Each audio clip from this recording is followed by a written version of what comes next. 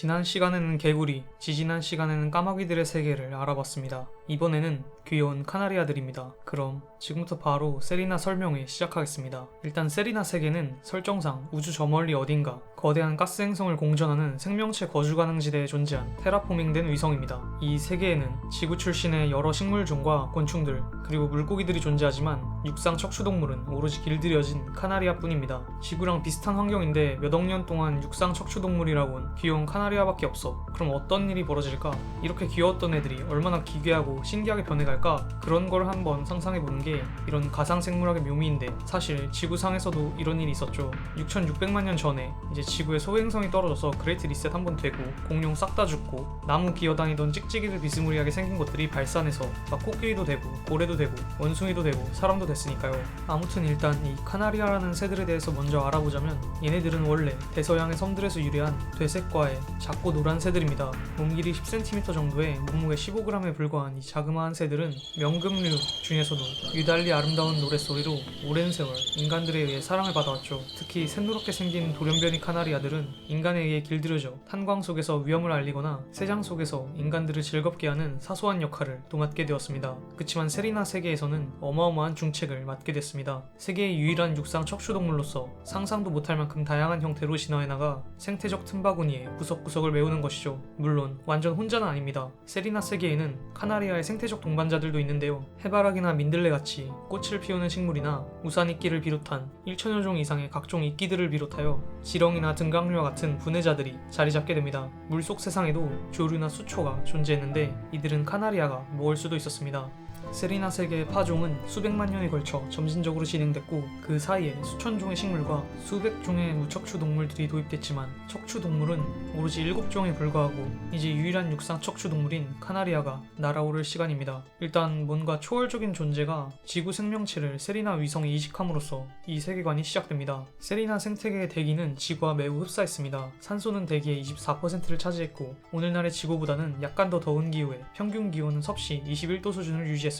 이 온난한 세계는 지구보다 열대 지역이 남북으로 더 넓었고 빈관이라곤 아예 존재하지 않았습니다. 파종 이후 1천만 년까지 지속된 이 번영의 시대는 훗날 근본세로 불리게 됩니다. 이 시기의 세리나에는 시러스라고 불리는 거대하고도 구불구불한 초대륙이 존재했습니다. 포식자가 없는 이 땅에서 카나리아 개체수는 폭발적으로 증가합니다. 씨앗을 쪼개는 단단한 부리를 지닌 이들, 가느다란 부리로 식물 줄기를 갉아먹는 이들, 날개가 퇴화된 채 땅 위를 내달리는 거대한 이들, 그리고 둥지를 노리며 알을 훔쳐먹는 도둑들에 이르기까지 서로 번식하지 못하는 수없이 다양한 형태의 여러 개체군들로 분화하기 시작합니다. 100만 년이 지나자 카나리아와 함께 이 땅에 이식되었던 개미들의 전성시대가 열렸습니다. 어떤 개미들은 달팽이를 학살했고 또 다른 개미들은 벌처럼 다종다양한 비행곤충으로 분화합니다. 특히 초식성의 입군 개미들은 전세계의 대나무 숲을 따라서 각지의 생태계와 식물군에 특성화된 여러 종으로 분화하는 데 성공합니다. 그리고 이런 개미들은 카나리아의 좋은 먹이원이 되어주었습니다. 수백억에 달하는 개미들을 잡아먹기 위해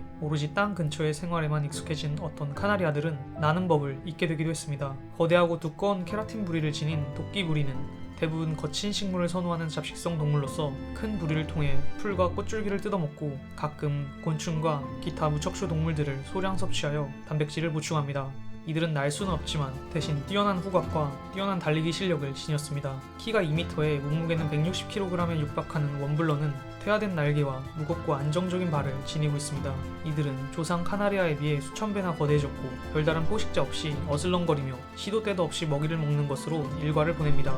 이들은 크고 무거운 부리로 어린 싹과 줄기를 잘라 통째로 삼킨 뒤 위석으로 분해해 소화시킵니다. 성적으로 성숙하는 데에는 불과 4년이 걸리지만 수명은 수십 년에 달할 수도 있는데 이들을 해칠 만한 마땅한 포식자가 없기 때문입니다. 땅거위의 조상들은 수백만 년 동안 건조한 사바나의 여러 작은 서식지들에 고립됐고 하나같이 날지 못하게 되었습니다. 수컷은 3에서 5마리가량의 암컷으로 이루어진 작은 하렘을 통제합니다. 이들은 육상 조류이지만 통통하고 부력이 좋아서 수영을 잘하고 발에는 물갈퀴가 약간 나있어 호수나 강을 쉽게 건널 수 있습니다. 땅거위의 암수 모두 노래를 부르는데 이들이 구애를 위해 부르는 노래는 조상들에 비해 극도로 단조로운 멜로디의 반복일 뿐입니다. 파종 이후 1100만 1200만 년 후 계속해서 온도가 낮아지고 건조해지는 계절세가 시작됐습니다. 1500만 년이 되었을 때 북부 건조지대라는 온대 사막 지역에서는 온갖 새로운 종들이 등장했는데 한때 초식성이었던 도끼부리의 후손이자 날카로운 부리를 지닌 잡식동물 스카이크가 대표적입니다.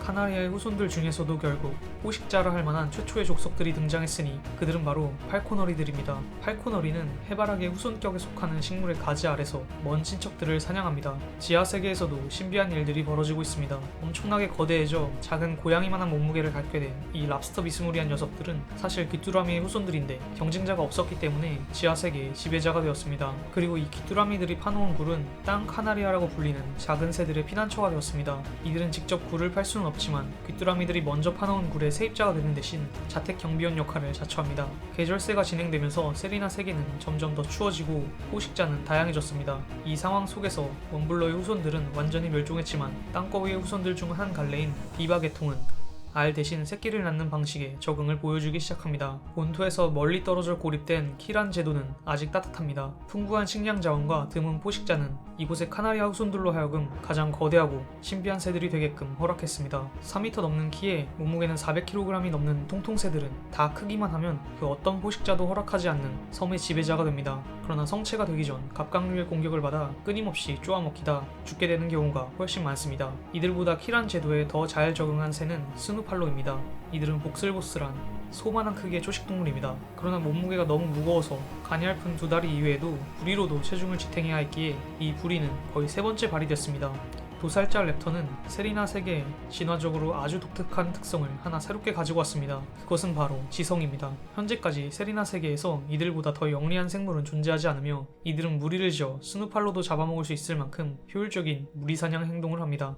이제 세리나에 카나리아가 도입된 지 5천만 년이 지났고 시대는 추운 한빙새가 되었습니다. 한빙새의 가장 두드러지는 부류는 점차 난태생의 방식으로 진화해 나간 비바 그룹입니다. 개미핥기처럼 기다란 혀로 곤충을 먹는 거대한 열대성 비바부터 평원의 날렵한 초식동물, 그리고 두꺼운 부리를 가진 육식동물, 지하에 굴을 파는 작은 동물들에 이르기까지 비바는 이 세계에서 가장 다양한 모습으로 발산했습니다. 이들에게는 다시 꼬리가 튀어나오기 시작했습니다. 카나리부라고 불리는 두꺼운 털을 지닌 이 거대한 철새들은 완전히 부화한 새끼를 낳는 최초의 태생조류입니다. 여름에는 이끼와 허브를 먹고 겨울에는 솔잎과 솔방울을 먹는 이들은 계절에 따라 수백만 마리씩 무리를 지어 대이동을 하는데 어미는 새끼들을 노리는 거대한 맥카나리아를 경계합니다. 도끼부리의 먼 후손들은 모르부리와 건부리가 되었습니다. 이들은 온갖 종류의 씨앗을 깨는데 특화된 부리를 지니고 있습니다. 귀뚜라미와 굴을 공유하던 카나리아들은 스스로 굴을 파는 두더지 새로 진화했습니다. 한때 귀뚜라미와 새들은 친구였지만 더 이상은 아닙니다. 땅거위의 후손들 중에서 가장 우아하게 진화한 세레스트라이더는 옛 공룡들과 흡사한 생김새를 지니게 되었습니다. 신장이 12m를 초과하고 몸무게도 몇 톤에 육박하는 이들은 높이 위치한 나뭇잎을 뜯어먹도록 진화했습니다. 바다에서는 일군의 수생조류들이 등장합니다. 일찍이 대나무 맹그로브 숲에서 적응했던 새들이 서서히 원양의 환경에서도 적응하기 시작한 것입니다. 어떤 새들은 새끼를 입안에 넣어 운반하고 몸무게가 6톤을 넘어가는 거대한 쇠고래는 200년도 더 넘게 살아갈 수 있습니다. 도끼부리의 가장 위대한 후손인 폭군 카나리아는 뼈를 통째로 부술 수 있는 강력한 치악력과 톱니 모양의 부리를 지니고 있으며 몸무게는 최대 1.5톤에 육박합니다. 같은 비바계통의 조상을 두고 있지만 포식자와 피식자 관계라는 악연으로 엮이게 된 녀석들도 있습니다. 플러터복이라 불리는 이 화려한 새들은 높은 성적 이용성을 지니고 있어 우리가 아는 공작새와 비슷한 생태를 지니는데 이들을 잡아먹는 사냥꾼들은 이름처럼